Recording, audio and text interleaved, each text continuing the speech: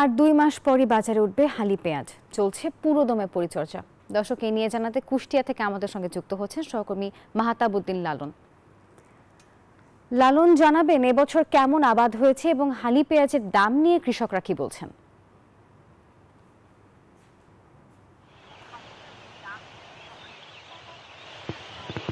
নাফিজা, কুষ্টিয়া জেলার ৬ উপজেলায় এবছর এই মৌসুমে ১৪,০০০ হেক্টর জমিতে হালি পেঁয়াজের চাষ হয়েছে বলে কৃষি সম্প্রসারণ অধিদপ্তরের যিনি উপসহকারী কৃষি কর্মকর্তা রয়েছেন তিনি আমাকে সেটি নিশ্চিত করেছেন। তিনি আমাকে বলেছেন যে যদিও আসলে মুড়ি কাটা পেঁয়াজে কিন্তু ব্যাপক ক্ষতির মুখে পড়েছেন কৃষকরা।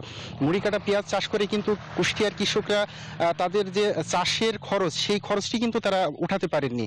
সেই ক্ষেত্রে তারা এই হালি পেঁয়াজ চাষ করে কিন্তু সেই ক্ষতি পুষিয়ে নেওয়ার জন্য আশা করছেন। কৃষি সম্প্রসারণ অধিদপ্তরের কর্মকর্তারা বলছেন যে তারা মাঠ পর্যায়ে তাদের যেসব কর্মকর্তা কর্মচারী রয়েছে, যারা মাঠ পর্যায়ে কাজ করেন, তারা কিন্তু তাদের মাধ্যমে এই কৃষকদের কিন্তু সব ধরনের সহায়তা দেওয়ার জন্য এবং পরামর্শ দেওয়ার জন্য কিন্তু তারা চেষ্টা করে যাচ্ছেন। যদিও আসলে এই যে হালি পেঁয়াজ সেটি কিন্তু আসলে কৃষকরা ইতিমধ্যে রোপণ করে ফেলেছেন এবং এই পেঁয়াজগুলো কিন্তু আসলে এখনো প্রায় ২ মাস পরে মাঠ থেকে উঠবে। তবে কৃষকরা বলছেন যে বাজার পরিস্থিতি যদি আসলে নিয়ন্ত্রণ করা সম্ভব হয়, সেই ক্ষেত্রে হয়তো বা এই পেঁয়াজের দাম তারা পর্যাপ্ত দাম পাবেন এবং এই দামটি নিশ্চিত করার জন্য আসলে তারা সরকার বা সরকার সংশ্লিষ্ট বা বাজার তদারকির সাথে যারা জড়িত রয়েছেন তাদের হস্তক্ষেপ কামনা করছেন। তারা বলছেন যে আসলে যেহেতু কৃষির উৎপাদনের সাথে জড়িত সব জিনিসের দাম কিন্তু ইতিমধ্যে বেড়েছে। সারের দাম বৃদ্ধি, বিষের দাম বৃদ্ধি, কীটনাশকের দাম বৃদ্ধি, লেবারের দাম বৃদ্ধি, সব মিলাই কিন্তু আসলে চাষের যে খরচ সেটা কিন্তু আসলে ঊর্ধ্বমুখী।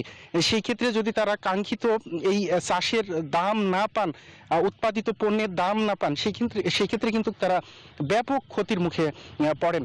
তো সেই জিনিসটি তারা আসলে নিশ্চিত করার জন্য আসলে হস্তক্ষেপ কামনা করছেন। পাশাপাশি তারা যেটি বলছেন যে সরকার যদি আসলে এই বিষয়গুলো তদারকি করেন, সেই ক্ষেত্রে আসলে হয়তোবা তারা এই ক্ষতির হাত দিয়ে কিন্তু আসলে বাঁচবেন বলে আমাকে জানিয়েছেন। তো নাফিজা, এই ছিল আমার কাছে আসলে হালি পেঁয়াজ চাষ নিয়ে কুষ্টিয়ার সর্বশেষ।